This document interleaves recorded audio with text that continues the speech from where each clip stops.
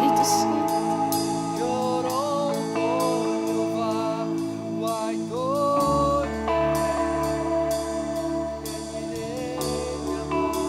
Molti non capivano ciò che quella donna ha fatto davanti a Gesù. Quella donna si è umiliata ai piedi di Gesù. Ha rotto il suo vaso, ha versato il suo miglior profumo ai piedi di Gesù. E gli altri non capivano, la giudicavano, la criticavano. Non capivano perché sprecare un profumo così prezioso. Ma Gesù, con una semplice spiegazione, risolve tutto. Chi molto è stato perdonato, molto ama. Chi molto è stato perdonato, molto ama. Soltanto chi ha sentito il peso di molti peccati essere perdonati capisce l'importanza di questo amore. Capisce l'importanza di stare ai piedi di Gesù. Soltanto quando noi pensiamo a tutto ciò che Gesù ha perdonato, noi capiamo il peso di questo amore. Stiamo concludendo quest'anno e io non voglio che tu entri in un nuovo anno senza pensare a tutto ciò che Gesù ha fatto per te, tutto ciò che Lui ha perdonato.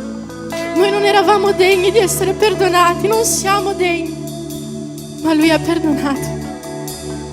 E io voglio spendere ogni giorno della mia vita versando il mio meglio, il mio miglior profumo, la mia migliore adorazione ai Suoi piedi.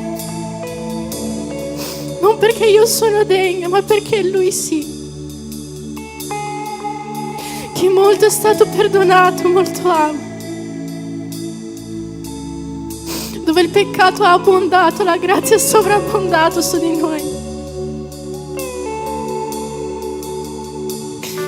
Spirito Santo.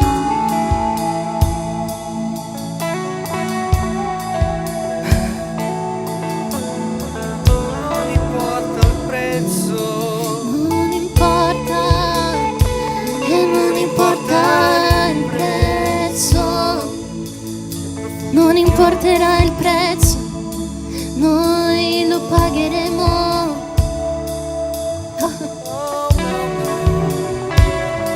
E non importa il prezzo, che ho versato, la tua presenza vale di più. tua presenza vale di più. E non importa il prezzo, Profumo che ho versato,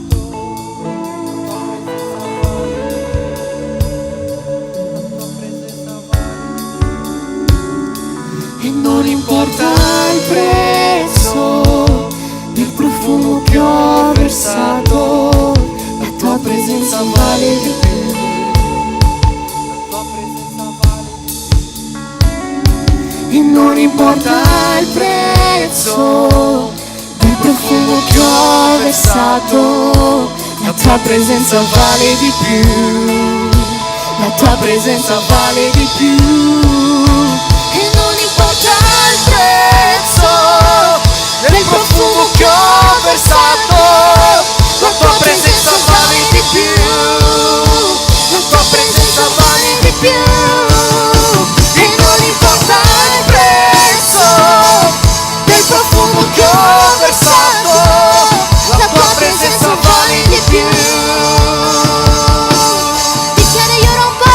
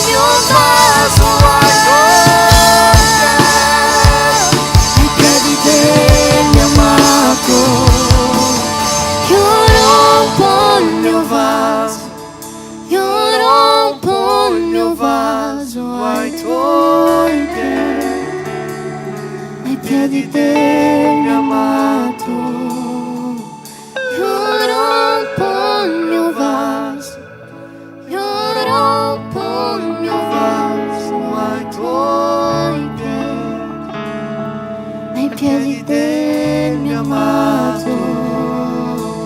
Io rompo il mio vaso,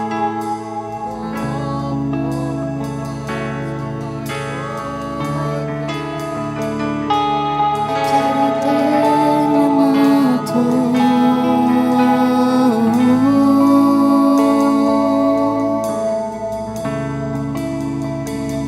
È stato perdonato, molto amato.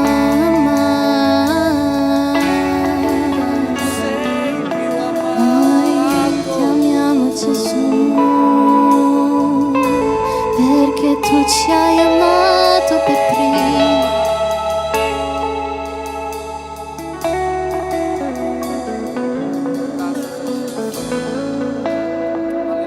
Alleluia. Possiamo fare un grande applauso a Gesù, che Lui è degno.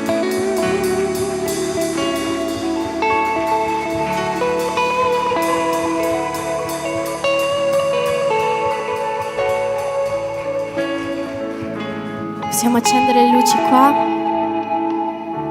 Gloria a Dio. Oggi siete fortunati perché abbiamo un solo avviso.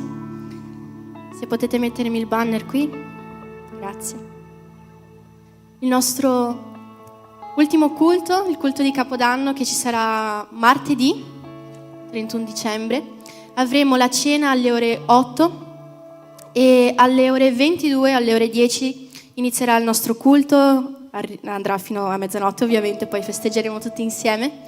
Per la cena è necessaria la prenotazione, si può ancora prenotare? Si può ancora prenotare, c'è il link per chi c'è nel gruppo della chiesa su WhatsApp, c'è lì il link, oppure se andate su Instagram c'è il link nella biografia, cliccate lì e vi iscrivete per la cena.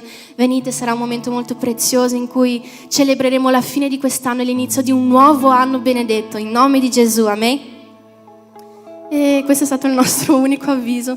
Possiamo passare al momento delle decime offerte e vi ricordo che potete portare qui davanti, c'è anche per chi vuole contribuire con la carta, lì c'è il post là dietro, c'è anche la busta per le missioni, quindi se volete sostenere, aiutarci a sostenere i nostri missionari, potete donare qualsiasi cosa, sarà ben accetta per la gloria di Dio. In nome di Gesù potrete anche scannerizzare qua il QR code, più moderno. Vi invito ad alzarvi in piedi, a prendere la vostra offerta, la vostra decima e faremo una preghiera in questo momento. Padre, noi vogliamo ringraziarti.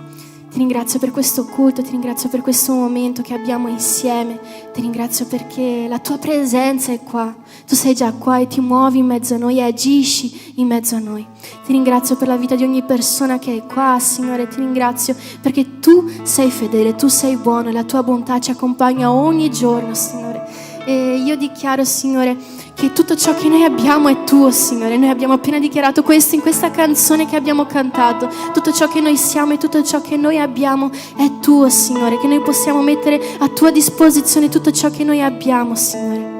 In nome di Gesù benedici ogni persona che porterà qua, Signore, un'offerta, Signore, che sia con tutto il cuore, Signore. In nome di Gesù, Signore, perché possiamo sostenere i nostri missionari, Signore, ovunque tu li voglia portare, Signore, che possiamo essere una chiesa missionaria che invia persone, Signore, per conquistare anime, per conquistare questo mondo per la tua gloria, Signore. In nome di Gesù che tu possa sostenerci, Signore, sostenere questa chiesa in un altro anno che verrà, Signore, che tu possa versare le tue benedizioni, la tua prosperità sulla nostra vita, non soltanto materiale, Signore, ma prosperità spirituale, Signore, prosperità nelle nostre case, nelle nostre vite, sul nostro lavoro, nella nostra famiglia, Signore.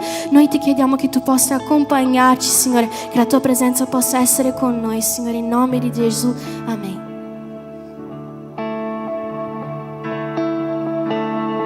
Io rompo il mio vaso, io rompo il mio vaso ai tuoi piedi, ai piedi del mio amato.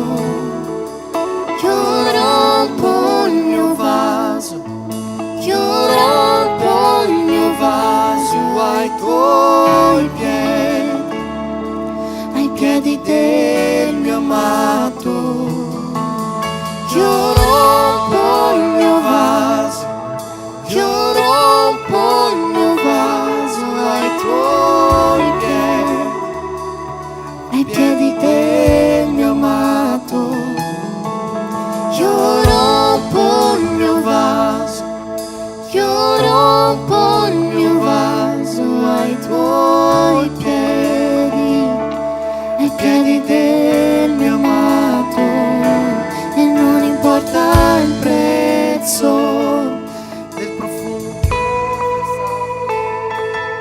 tua presenza vale di più, la tua presenza vale di più.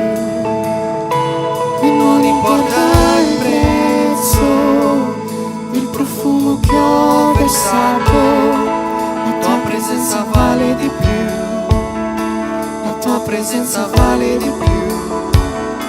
E non importa il prezzo del profumo che ho versato, la tua presenza vale di più, la tua presenza vale di più. E non importa il prezzo del profumo che ho versato, la tua presenza vale di più.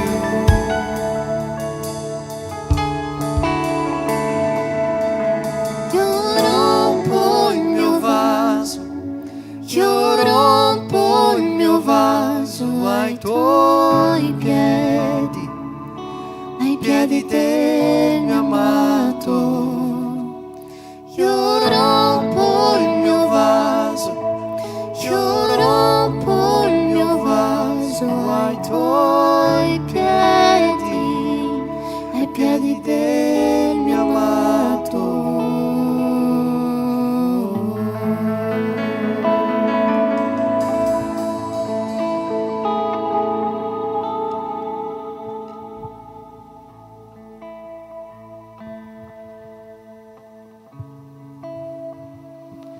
Amen, pace del Signore a tutti. Allora, dobbiamo presentare i nostri visitanti di oggi, anche perché ho conosciuto Uriel in questi giorni, ho scoperto che gli piace essere presentato nelle chiese. Allora oggi lo presentiamo come lui vuole. Allora ci sono Uriel e Joyce qua dietro, qua davanti, e c'è anche oggi Nara che è lì dietro. Bene, cosa possiamo dire a tutti loro? Siete benvenuti nel nome di Gesù. Se c'è qualcuno vicino a loro che può dargli un abbraccio per farli sentire parte del nostro essere uno in Cristo. Amen. Mi ricordano anche di dire, ma poi lo scriveremo sui gruppi della Chiesa, per il nostro culto di Capodanno, di dire a tutte le donne che verranno di portare un bel dolce o qualcosa, insomma, da condividere dopo la cena, dopo la mezzanotte. Ma comunque avviseremo di questo anche sul gruppo della Chiesa. Bene, abbiamo presentato i visitanti, c'è anche Giulio là dietro, che bello Giulio, sempre un piacere vederti. Non abbiamo presentato gli assenti che oggi sono. Stavo pensando di smettere di pregare per la prosperità della nostra Chiesa, così la gente non va più in vacanza, restate tutti quanti qua. Abbiamo persone in metà Chiesa in Brasile, persone in Inghilterra, in Francia, João è appena tornato dalla Spagna, qualcuno in Portogallo. Veramente una Chiesa che ha preso la lettera, andate per il mondo. Non so se vanno a predicare il Vangelo, ma per il mondo vanno sul serio. Bene, dai, allora Matteo, capitolo 2.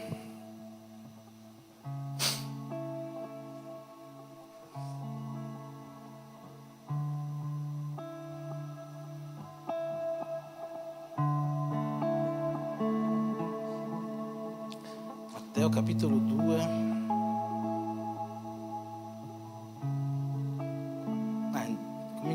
Cominciamo a leggere, vediamo fin dove arriviamo. Dice così la parola del Signore. Gesù era nato in Betlemme di Giudea all'epoca del re Erode.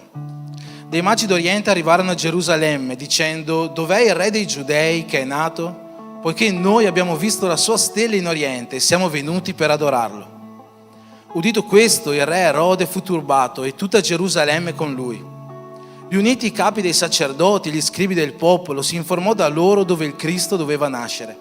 E essi gli dissero: in Betlemme di Giudea, poiché così è stato scritto per mezzo del profeta. E tu, Betlemme, terra di Giuda, non sei affatto la minima tra le città principali di Giuda, perché da te uscirà un principe che pascerà il mio popolo, Israele. Allora Erode, chiamato di nascosto i magi, si informò esattamente da loro del tempo in cui la stella era apparsa e mandandoli a Betlemme disse loro: andate e chiedete informazioni precise sul bambino e quando lo avete trovato fatemelo sapere affinché anch'io vada ad adorarlo. I magi dunque, udito il re, partirono e la stella che avevano vista in oriente andava davanti a loro finché, giunta al luogo dove era il bambino, vi si fermò sopra. Quando videro la stella si rallegrarono di grandissima gioia. Entrati nella casa videro il bambino con Maria, sua madre. Prostatisi lo adorarono e aperti i loro tesori gli offrirono dei doni, oro, incenso e mirra. Poi, avvertiti in sogno di non ripassare da Erode, tornarono al loro paese per un'altra via. Siete stufi di leggere? Andiamo avanti? Avete già letto il vostro capitolo del giorno? Lo leggiamo tutto. Dopo che furono partiti, un angelo del Signore apparve in sogno a Giuseppe e gli disse: alzati, prendi il bambino e sua madre, fuggi in Egitto e restaci finché io non te lo dico, perché Erode sta per cercare il bambino per farlo morire. Egli dunque si alzò, prese di notte il bambino e sua madre e si ritirò in Egitto. Là rimase fino alla morte di Erode, affinché si adempisse quello che fu detto dal Signore per mezzo del profeta: fuori d'Egitto chiamai mio figlio. Allora Erode, vedendosi beffato dai magi, si adirò moltissimo e mandò uccidere tutti i maschi che erano in Betlemme e in tutto il suo territorio dall'età di 2 anni in giù, secondo il tempo del quale si erano esattamente informati dai magi. Allora si adempì quello che era stato detto per bocca di Geremia: un grido si è udito in Rama, un pianto e un lamento grande. Rachele piange i suoi figli e rifiuta di essere consolata perché non sono più. Dopo la morte di Erode, un angelo apparve in sogno a Giuseppe in Egitto e gli disse: alzati, prendi il bambino e sua madre e vai nel paese di Israele, perché sono morti coloro che cercavano di uccidere il bambino. Egli, alzato, si prese il bambino e sua madre e rientrò nel paese di Israele, ma udito che in Giudea regnava Archelao al posto di Erode, suo padre, ebbe paura di andare là. E avvertito in sogno, si ritirò nella regione della Galilea e venne ad abitare in una città detta Nazaret, affinché si adempisse quello che era stato detto dai profeti, che egli sarebbe stato chiamato Nazareno. Amen. Signore Gesù, ti preghiamo in questo momento, ti preghiamo uniti come Chiesa, affinché questa sera il tuo Spirito possa riversarsi su di noi, dentro di noi, Signore, portando ancora una volta convincimento, portando ancora una volta una manifestazione tua nei nostri cuori, Signore. Ti chiediamo, Padre, che tu possa trasformare quello che c'è da trasformare, rinnovare quello che c'è da trasformare, che la tua parola possa entrare con forza nei nostri cuori, rendendoci più simili a te. Benedici questo momento, benedici la tua Chiesa, nel nome di Gesù. Amen. Amen. Abbiamo letto tutto il capitolo 2 di Matteo. Se non l'avevate mai letto nella vostra vita, è stato oggi il giorno della vostra lettura. E perché abbiamo letto questo capitolo? Perché Matteo 2 ci parla della festa che 3 giorni fa è stata festeggiata in buona parte del mondo, no? Il Natale. Noi come Chiesa evangelica non celebriamo propriamente il Natale, no? Perché? Perché prima di tutto il Natale non è il 25 dicembre, questo lo sappiamo bene, e non è soprattutto il 25 dicembre di 2024 anni fa. Questa è ancora di più una certezza. Perché sappiamo questo? Perché la Bibbia stessa, questi versetti che abbiamo letto, ci dicono che Erode è morto. E gli storici ci fanno sapere che Erode può essere morto nel 5 a.C., o nel 3 a.C., o al massimo nell'1 a.C., uno di questi 3 anni, perché in questi 3 anni ci fu un'eclissi lunare, secondo lo scrittore giudeo Giuseppe Flavio. E per forza di cose Erode è morto in uno di questi 3 anni, perché nell'anno della sua morte ci fu un'eclissi lunare. Quindi già da questo sappiamo che Erode è morto prima dell'anno 0, no? E Gesù non può essere sicuramente nato dopo la morte di Erode.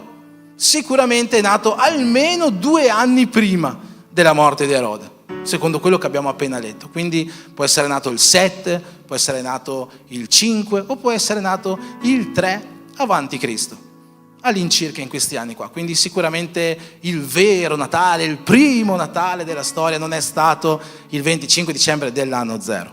E difficilmente, quasi impossibilmente è stato il 25 dicembre. Ci sono tante teorie su che giorno potrebbe essere veramente il Natale, quella che forse si avvicina di più e che mi piace anche un po' di più perché mette il Natale proprio vicino al giorno del mio compleanno, se non il giorno del mio compleanno. È quella che si ricava vedendo in che anno, in che mese Zaccaria, il padre di Giovanni Battista, stava facendo il suo servizio al Tempio. Da lì si può contare quando è nato Giovanni Battista, da lì si può contare quando è nato Gesù, se le gravidanze delle loro madri sono state gestazioni da 9 mesi, e in questo modo si arriva a scoprire quando è il vero Natale, che potrebbe essere tra settembre e ottobre, probabilmente esattamente il 10 ottobre, quando sono nato io. Quindi il 25 dicembre sicuramente non è il giorno del Natale. Però non è sbagliato festeggiare il Natale. Io penso che non sia sbagliato. Noi come Chiesa non lo riteniamo sbagliato, se è fatto con la motivazione giusta. Se noi festeggiamo il Natale soltanto per mangiare, e penso che anche molti di voi, ma io ho mangiato parecchio questo Natale, la motivazione non è giusta. Se festeggiamo il Natale solo per trovarci con gli amici e con i parenti, la motivazione non è quella giusta. Se festeggiamo il Natale per ricordare la nascita di Gesù, la motivazione non è quella giusta. Gesù non ci ha mai chiesto celebrate il Natale in memoria di me. Gesù ci ha chiesto celebrate la Santa Cena in memoria di me. Ma se voi celebrate il Natale il 25 dicembre e lo celebrate anche il 26 e il 27 e il 4 gennaio e il 3 marzo e agosto e tutti i giorni dell'anno, allora quella è la motivazione giusta. Natale deve essere una data che celebriamo ogni giorno della nostra vita. Natale è il giorno in cui Gesù, il Verbo, la parola, si è fatto carne. Natale è il giorno in cui il Creatore è diventato creatura per noi. Dio si è fatto uomo per noi. Gesù non ha ritenuto l'essere Dio qualcosa a cui aggrapparsi gelosamente, ma ha svuotato se stesso. Si è svuotato della sua divinità. Ha perso quegli attributi che soltanto Dio ha: onnipotenza, onnipresenza, onniscienza, prescienza, eternità. Ha perso tutti questi attributi affinché potesse essere il sacrificio che potesse salvare noi. Se noi celebriamo il Natale con questa motivazione, celebrandolo non solo il 25 dicembre, ma ogni giorno della nostra vita, perché se ci ricordiamo di questa cosa solo il 25 dicembre e il resto dell'anno siamo indifferenti, non va bene. Ma se noi lo celebriamo ogni giorno della nostra vita, ricordandoci ogni giorno che Gesù un giorno è nato per noi, allora quella è la motivazione giusta per celebrare il Natale. E per questo noi come Chiesa celebriamo il Natale, perché non lo celebriamo solo il 25 dicembre, ma lo celebriamo qualsiasi altro giorno dell'anno. Forse è la data più bella che potremo celebrare, il giorno in cui Dio si è fatto carne per noi. E quindi oggi, visto che 3 giorni fa è stato Natale, abbiamo letto questo passo che ci parla appunto del Natale, ma non l'abbiamo letto per celebrare il Natale, per ricordare il Natale, ma perché vogliamo ricavare da questo capitolo della Bibbia qualcosa per la nostra vita. Più di una volta la Bibbia ci invita a fare delle riflessioni prendendo dei gruppi di persone che troviamo all'interno dei testi biblici, no? Ad esempio nella parabola del fariseo e del pubblicano, una parabola che ci parla di preghiera, ci invita a riflettere sulla figura del fariseo e la figura del pubblicano. Quando Gesù moltiplica i pani e i pesci, la Bibbia ci invita a riflettere su che cosa questo ha causato nella folla e che cosa questo ha causato nei discepoli. In questo testo, questa parola ci evidenzia 3 gruppi di persone e la Bibbia ci invita a riflettere su questi 3 gruppi di persone. Comincia così quello che abbiamo letto: essendo Gesù nato a Betlemme di Giudea all'epoca del re Erode. Chi era il re Erode? Il re Erode è una figura molto controversa della storia, no? Fu un grandissimo stratega, noi abbiamo prove della sua abilità strategica perché il re Erode ha costruito varie fortezze in Israele, in Giudea. Il re Erode ha partecipato fisicamente col suo esercito alle battaglie che hanno portato al primo imperatore di Roma. Lui era contro in realtà, ma dopo se l'è fatto amico perché era uno molto strategico, uno che sapeva ingannare bene le persone. Re Erode era anche un grande costruttore.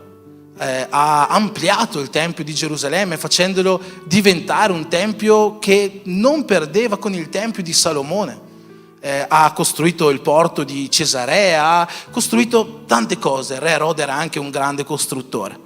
Ma oltre a essere un grande stratega e oltre a essere un grande costruttore, il re Erode aveva una particolarità del suo carattere. Lui aveva grande paura di perdere il suo potere. Lui aveva una paura infinitamente grande di perdere il suo titolo di re Erode, Erode il Grande. E per far sì che questo non avvenisse mai, lui ha fatto strage di centinaia e centinaia di persone. Pensate che appena è diventato governatore della Giudea, il re Erode non era un giudeo, il re Erode era un edomita, era discendente di Esaù. E il Sinedrio non vedeva bene il re Erode, perché appunto non era un discendente di Giacobbe, era un discendente di Esaù. Allora, per far sì che non ci fossero delle rivolte contro di lui, il Sinedrio era composto da 71 persone, 71 aristocratici. Il re Erode ha chiamato le sue guardie e ha detto: uccidetene 45. Ha ucciso più di metà del Sinedrio in un giorno.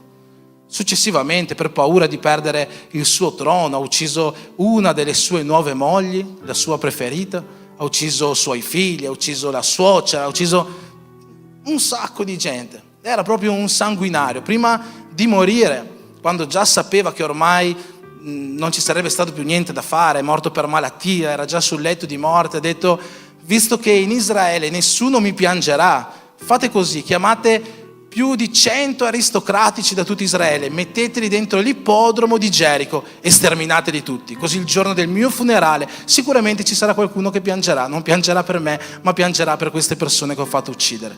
Insomma, il re Erode era un grande sanguinario e aveva paura di perdere il potere. E se noi capiamo questo profilo del re Erode, capiamo perché ha agito in questo modo. Quando i magi sono andati da lui dicendogli: dov'è il re dei Giudei? Erode ha detto: caspita, qua c'è uno che mi vuole far perdere il potere. Allora informatevi, andate a scoprire dov'è questo re dei Giudei, così che lo vado a uccidere subito, perché non voglio avere problemi con questo bambino qua.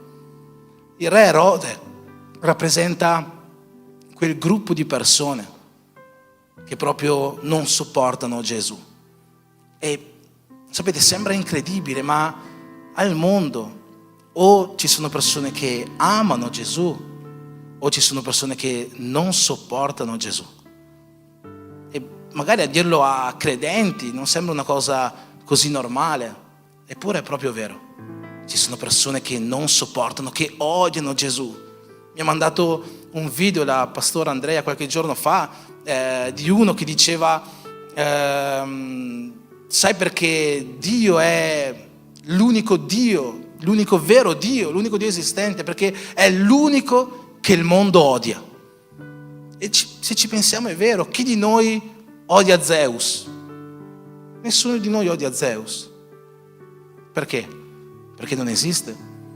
Chi di noi odia Vishnu, Shiva, Brahma, i 3 dei induisti? Nessuno. Perché? Perché non esistono. La persona più crudele degli ultimi 100 anni sicuramente è stata Hitler. Ma oggi chi odia Hitler? Nessuno. Perché? Perché non esiste più. Chi odia Napoleone, chi odia Cesare, chi odia Alessandro Magno, chi odia tutte queste persone che hanno fatto, chi odia il re Erode? Nessuno. Ha ucciso tanti bambini, è stato malvagio, ma chi lo odia? Nessuno. Perché? Perché non esiste.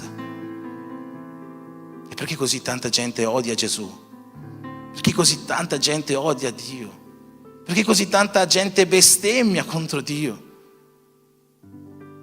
Perché Dio è l'unico vero Dio, perché Dio vive, perché Dio era, è e per sempre sarà, perché Dio è l'unico Dio che fino ad oggi ha potere e influenza sul mondo intero. Questo ci dà la certezza che Dio esiste, il fatto che ci sono fino ad oggi persone che non lo sopportano, il fatto che ci sono fino ad oggi persone che lo odiano, il fatto che ci sono fino ad oggi persone che lo rinnegano, ci dà la certezza che Dio esiste e esisterà per ogni sempre e per ogni sempre.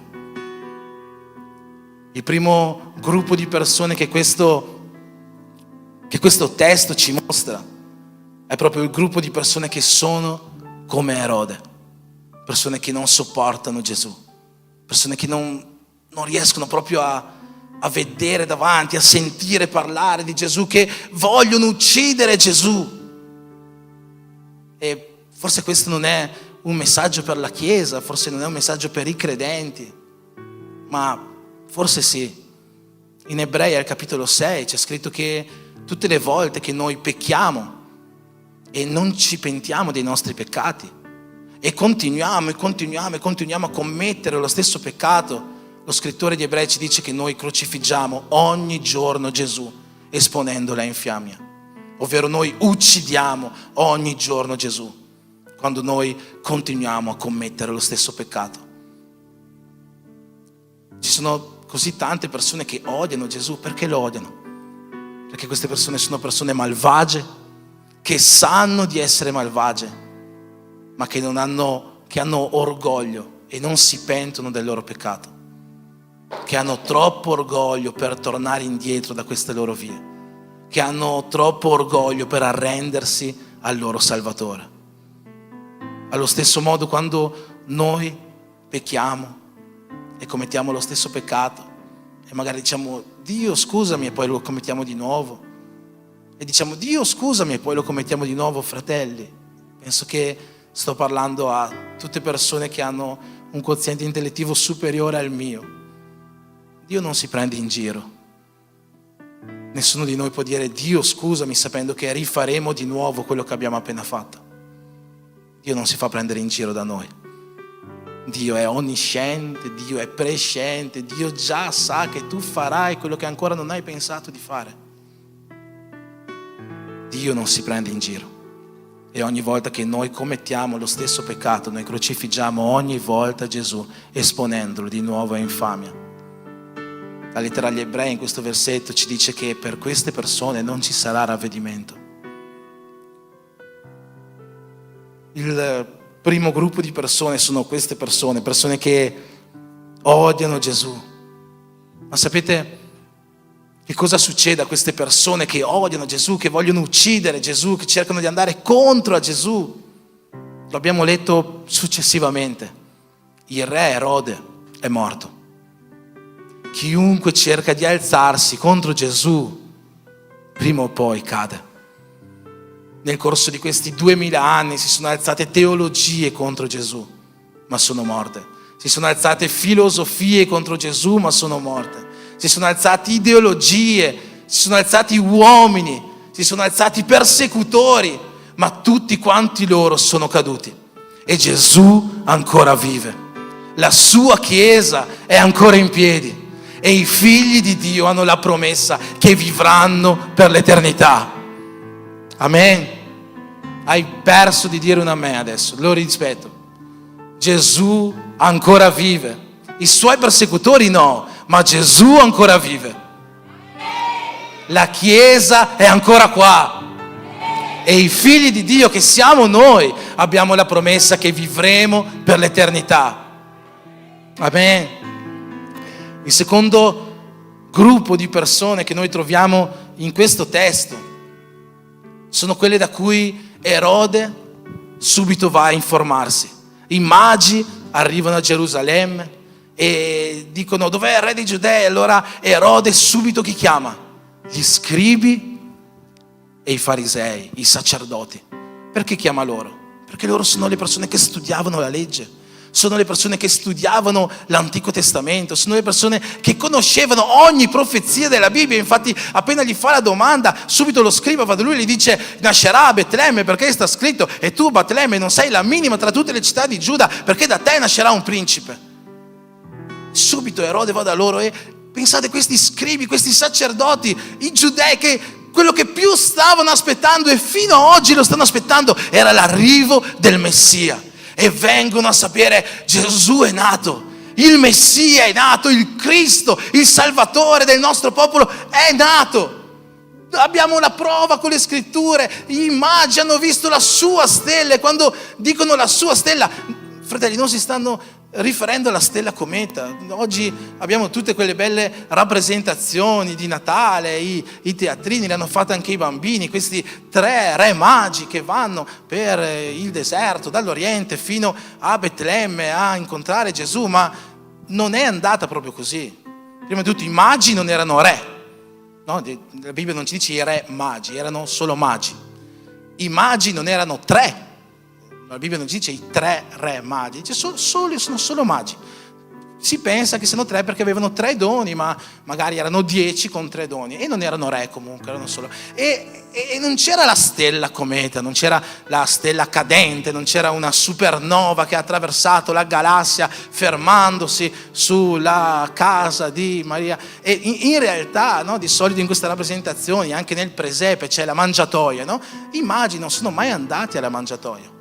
Gesù è nato nella stalla, è nato nella mangiatoia, c'è scritto nel Vangelo di Luca, ma i magi sono arrivati lì 2 anni dopo che Gesù è nato. E non è che Gesù è stato per 2 anni nella mangiatoia al freddo e al gelo, è nato nella mangiatoia. Poi Giuseppe è riuscito a trovare una casa in affitto. Era difficile anche a quel tempo, secondo quello che c'è scritto nel Vangelo, ma ha trovato la casa in affitto, è andato in una casa, e i magi sono arrivati nella casa di Giuseppe e Maria a adorare il bambino Gesù. Quindi ci sono tutte queste imprecisioni di tradizione che ci siamo portati nel corso degli anni. I magi sono indefiniti, non sono re, non c'è stata la stella cometa, e appunto quello che stavo dicendo, che non è che hanno visto la stella cometa, non hanno visto la stella cadente, non hanno visto la stella che i magi hanno visto, era la sua stella. C'è scritto il versetto che abbiamo letto prima, no? I magi sono arrivati perché hanno detto: dov'è il re dei Giudei che è nato, poiché noi abbiamo visto la sua stella. Qual era la sua stella? Era questa stella cadente? No, non sappiamo qual era questa sua stella. Quello che sappiamo è che c'è una profezia nel libro dei Numeri 17:24 che dice: un nastro, una stella sorge da Giacobbe e il suo scettro regnerà sulle nazioni. È una profezia messianica che ci sta parlando proprio della nascita di Gesù. Quest'astro che sorge da Giacobbe, questa stella è la stella di Gesù, la stella che i magi hanno visto. E gli scribi, i sacerdoti conoscevano questa profezia, come conoscevano le profezie di Isaia, le profezie di Michea e tutte le profezie che ci parlavano della nascita di Gesù. I magi sono andati lì, sappiamo che è nato.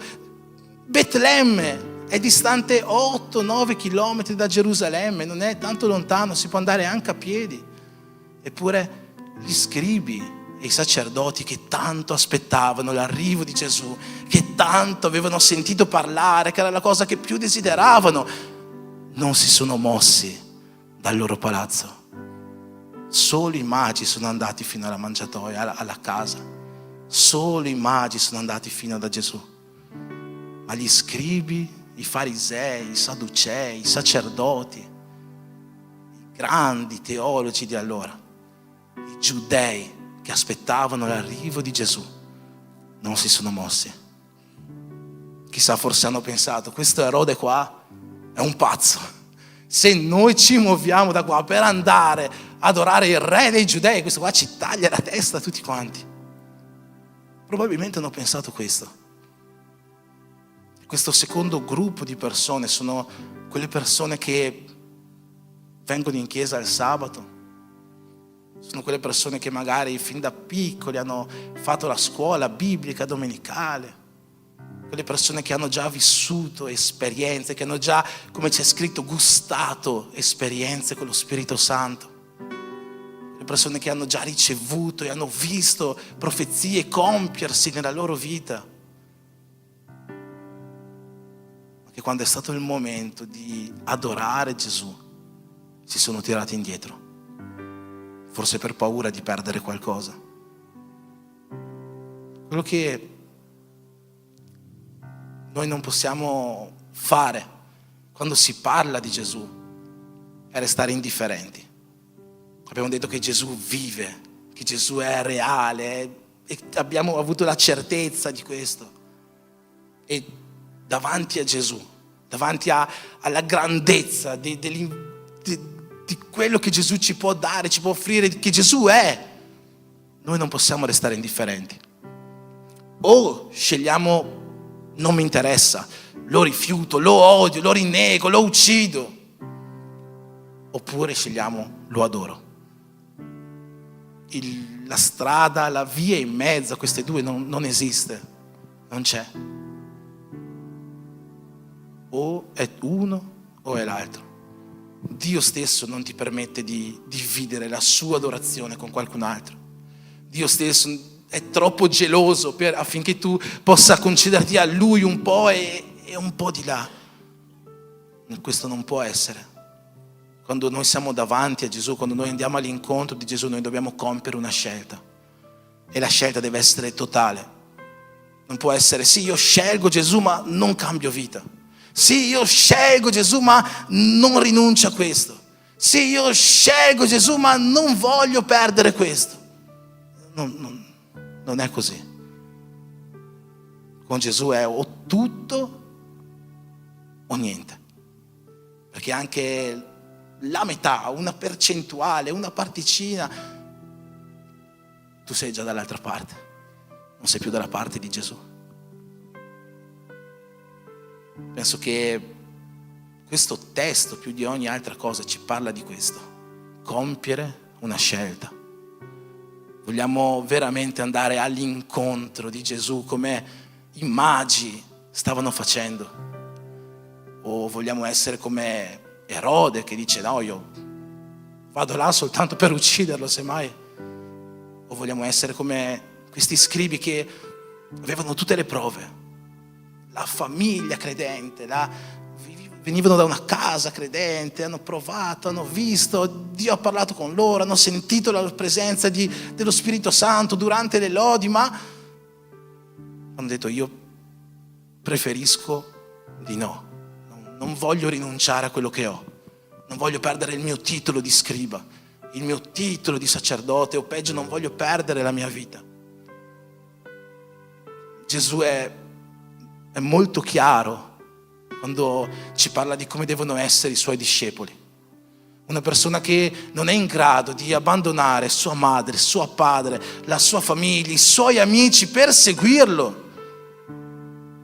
non è degna di essere suo discepolo. Chiunque prende l'aratro, dice Gesù, e poi si guardi indietro, chiunque si mette all'opera ma poi si volti indietro, non è degno di essere suo discepolo. Fratelli, non è soltanto quello che noi facciamo di sbagliato che ci porta lontani da Gesù, ma è anche quello che noi non facciamo che ci porta lontani da Gesù. Se noi non andiamo alla sua presenza, se noi non seguiamo le sue vie, se noi non seguiamo la sua legge, se noi non rispettiamo i valori che Gesù ci propone, se noi non facciamo, allo stesso modo noi stiamo andando dalla parte sbagliata. C'è un giorno un giovane ricco va da Gesù, gli dice: Gesù, cosa devo fare per essere perfetto? Gesù gli dice: segui i comandamenti, molto facile. E questo dice, Gesù, ma io faccio tutte queste cose qua, io non pecco, io faccio tutti i 10 comandamenti, più gli altri 613, io li rispetto tutti quanti, sono un pro, come dice Liam, sono un pro rispetto a tutti i comandamenti.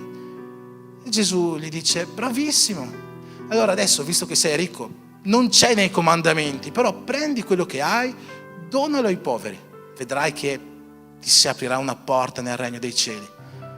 E questo qua gli dice, no, non ce la faccio a fare questo, non posso perdere, non ce la faccio a perdere quello che ho.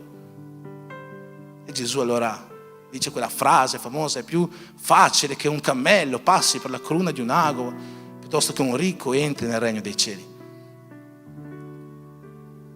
Non è soltanto il male che non facciamo che ci apre una strada per il regno dei cieli, ma anche il bene che non facciamo ci può chiudere questa strada. Tu puoi essere perfetto, tu puoi non peccare. Figurati, questi scribi qua erano persone perfette, rispettavano la legge, non facevano niente di male, non peccavano, però non se la sono sentita di rinunciare a quello che avevano per seguire Gesù. Quando noi andiamo all'incontro di Gesù, quando noi andiamo verso Betlemme, dobbiamo andare con tutto il nostro cuore, con tutto quello che abbiamo e con quello che non abbiamo. L'ultimo gruppo di persone di cui ci parla questo testo, ovviamente, sono i magi. I magi che probabilmente arrivavano dalla Persia, da quelle regioni dell'Oriente, non è specificato, ma il fatto che conoscevano queste profezie ci fa pensare che arrivassero da questo lato del mondo. Probabilmente queste profezie gli erano state tramandate all'epoca dell'esilio babilonico dei giudei, quando Daniele è andato là. Probabilmente conoscevano la profezia delle 70 settimane, forse era proprio questa grande profezia che li ha condotti a andare fino a Gerusalemme, no? È interessante che sono arrivati proprio fino a Gerusalemme, la stella non c'era questa stella che li ha condotti passo dopo passo. Loro hanno visto la stella, la sua stella. E dov'è che sono andati? A Gerusalemme, perché a Gerusalemme c'erano quelli che se ne intendevano, gli scribi, i sacerdoti, e lì potevano chiedere informazioni. Sono arrivati lì, hanno trovato Erode e tutto. E da quel momento, dopo che gli scribi gli hanno detto andate a Betlemme, loro sono partiti, sono andati a Betlemme, e lì a Betlemme finalmente hanno visto nuovamente la stella sopra quella casa e sono arrivati lì. E tra tutti questi personaggi, loro erano quelli che secondo me più di tutti dovevano essere indifferenti, no? Perché non erano giudei, non erano credenti, non erano cristiani, erano persiani, chissà che dei che adoravano loro. Eppure hanno fatto un viaggio di 2 anni per arrivare fino lì. Hanno attraversato deserti, non c'erano le macchine, non c'erano gli aerei, non c'erano le astronavi, non c'era niente, a piedi, in mezzo in queste strade difficili. Era sicuramente un percorso duro da affrontare per arrivare fino a lì. A quel tempo c'erano ladri, briganti, c'era di tutto, no? Ma nonostante questo, loro hanno percorso tutta questa strada fino a Gesù, pieni di tesori da donare a Gesù, pieni della loro migliore adorazione da portare a Gesù. Gli hanno donato oro, un regalo che si faceva ai re. Gli hanno donato incenso, un regalo che si faceva agli dei. Gli hanno donato mirra, un unguento che veniva spalmato sul corpo dei defunti, profetizzando come Gesù ci avrebbe salvato. Gli hanno portato la loro migliore adorazione, coloro che erano i più improbabili tra questi gruppi. Erode era lì, poteva andare lui, i scribi, i farisei potevano andare loro, no. Sono arrivati questi qua, improbabili dall'altra parte del mondo, e sono andati da Gesù per adorarlo con la loro migliore adorazione. Ripeto, oggi penso che noi ci dobbiamo trovare davanti a una scelta. Qual è la scelta che vogliamo fare? Certo, come Erode magari qua non ce ne sono, ma magari sì. forse nessuno che vuole veramente uccidere Gesù, ma forse tra di noi c'è qualcuno che uccide Gesù ogni giorno, non tornando indietro dai suoi peccati, non ammettendo le sue colpe, crocificando Gesù ogni giorno, esponendolo all'infamia. Forse qua tra di noi oggi ci sono degli scribi, dei farisei che conoscono la parola, ci sono persone che hanno vissuto l'infanzia in chiesa, che hanno già visto e hanno già sperimentato l'agire dello Spirito Santo nelle proprie vite, ma che non ce la fanno a rinunciare a quello che hanno per adorare Gesù. Non ce la fanno a rinunciare a determinate amicizie che li portano sulla via sbagliata, non ce la fanno a rinunciare a determinati parentele che lo portano sulla via sbagliata, non ce la fanno a rinunciare a determinate situazioni che li portano sulla via sbagliata e dicono: meglio che io resto nel mio palazzo, ci andrà qualcun altro ad adorare Gesù.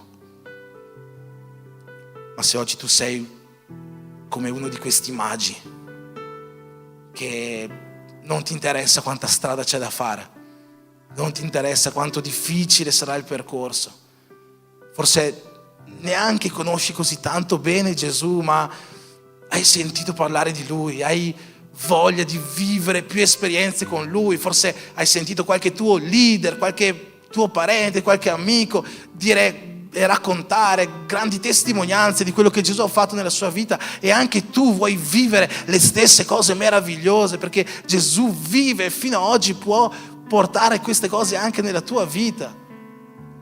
Allora tu sei nel posto giusto, il posto in cui adorare Gesù. Tu stai andando verso questo incontro meraviglioso.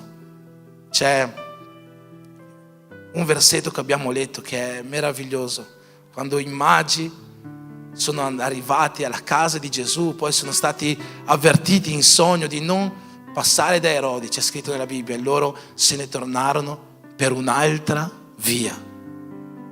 Quando noi andiamo all'incontro di Gesù, quando noi incontriamo veramente Gesù, quando noi abbiamo veramente un'esperienza personale con Gesù, noi non possiamo tornare sulla stessa via di prima.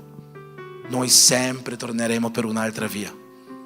Noi sempre inizieremo un nuovo cammino. E questo è qualcosa che è disponibile per tutti. La profezia della nascita di Gesù penso che sia una profezia che ognuno di noi dovrebbe fare nostra, dovrebbe fare propria, perché credo che quando si parla di Gesù nessuno di noi si senta adatto, no? Gesù è troppo grande, Dio è troppo grande, io sono solo un peccatore. Eppure questo versetto che ci parla della profezia, della nascita di Gesù, dice così: e tu Betlemme, terra di Giuda, tu non sei affatto la minima tra le città principali di Giuda, perché da te uscirà un principe che pascerà il mio popolo Israele. Ognuno di noi oggi può diventare una Betlemme. Forse ti senti troppo sbagliato, troppo piccolo, la minima tra le città di Giuda, forse ti senti il minimo tra le persone intorno a te, forse non ti senti a posto con i tuoi problemi di peccato, di fede, di qualsiasi cosa, forse ti senti troppo lontano da Gesù, forse hai vissuto un passato troppo lontano da Gesù, forse vieni da una famiglia che è troppo lontana da Gesù. Questo versetto è un versetto che parla ai nostri cuori, anche il minimo tra noi. E io mi considero il minimo tra noi perché io vengo da un passato in cui non dovevo neanche essere mai calcolato da Gesù. Eppure ognuno di noi può essere il luogo in cui nasce Gesù. Gesù vuole nascere nel tuo cuore. Gesù vuole nascere nel cuore di tutti noi. Gesù vuole rinascere forse nel tuo cuore.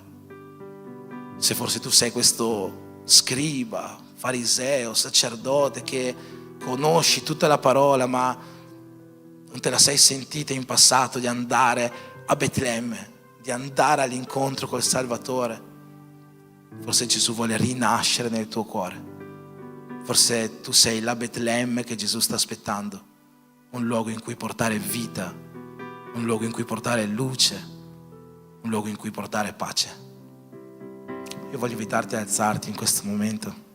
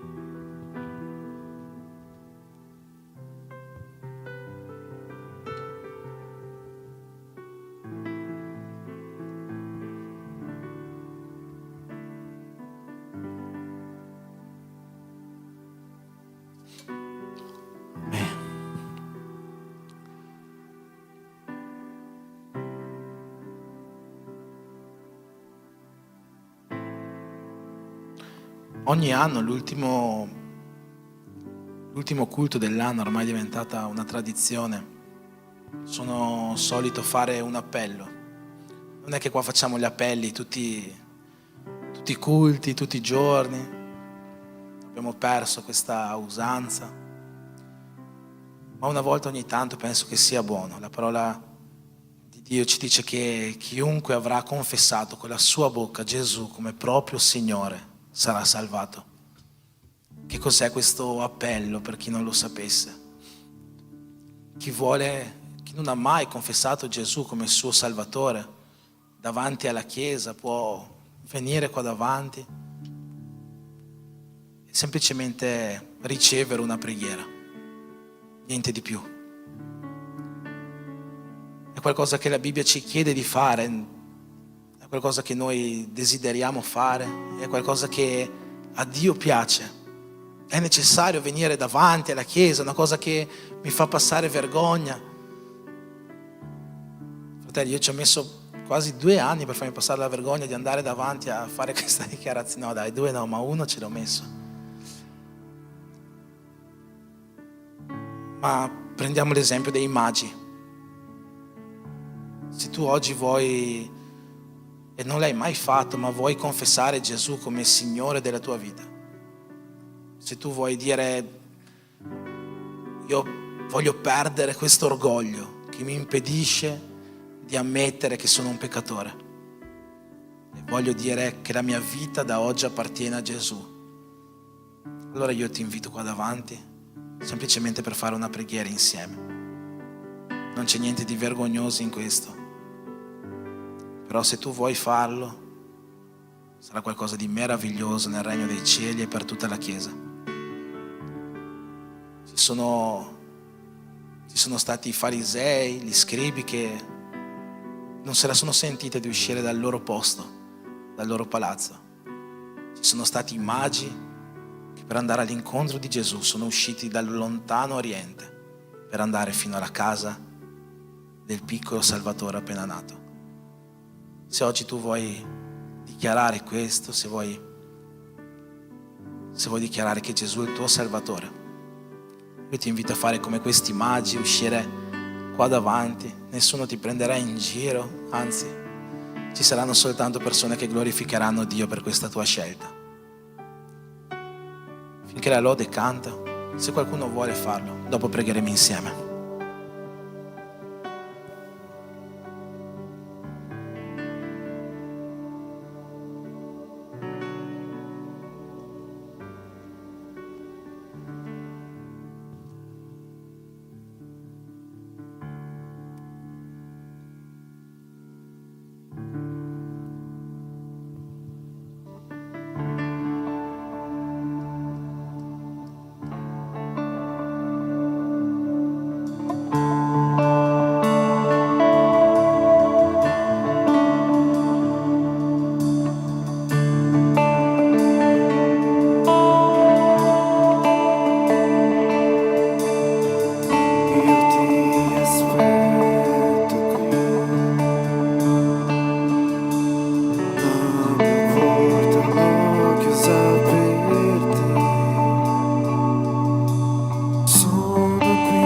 aspetto, vieni, fai quello che vuoi.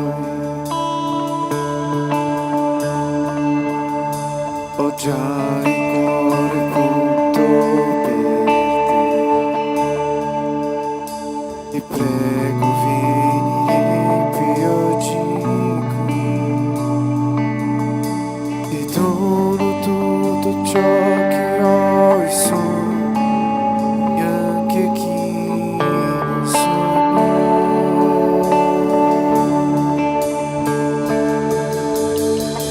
Io voglio la tua presenza,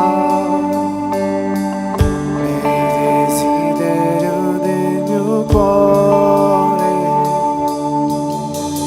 Voglio alzare a te la mia voce per dirti che la tua grazia già mi basta.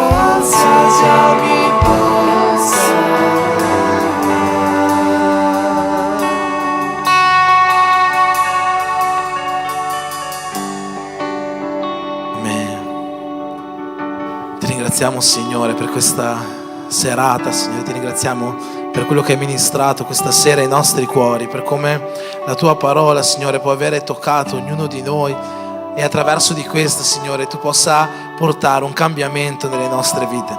Ti ringrazio, Signore, perché tu sei nato e tu vivi ancora oggi in mezzo a noi e per sempre vivrai in mezzo a noi e in noi.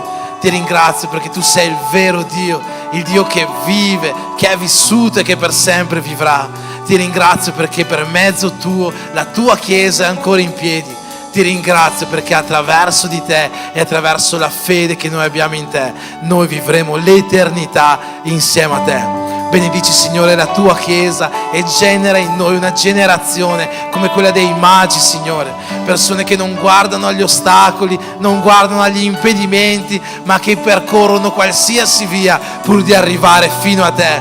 Non vogliamo essere come coloro che rinunciano, non vogliamo essere come coloro che pensano che ci sia qualcosa da perdere, ma vogliamo essere coloro che credono che è tutto un guadagno seguire te, seguire il tuo nome, andare al tuo incontro. Signore, che noi giorno dopo giorno possiamo essere la tua Betlemme, una casa in cui tu possa nascere, una casa attraverso la quale la tua luce possa arrivare a questi popoli, una casa che possa portare frutti, una casa in cui manifestare i tuoi figli, i figli di Dio, la tua Chiesa santa, la tua Chiesa forte, la tua Chiesa che arriverà con te nell'eternità. Nel nome di Gesù, Signore, benedici la tua Chiesa, benedici i tuoi figli, benedici ognuno di noi, nel nome di Gesù.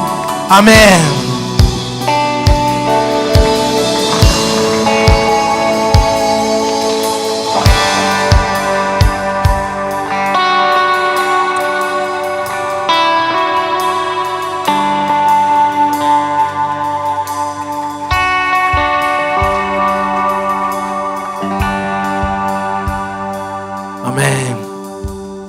Possiamo accendere le luci.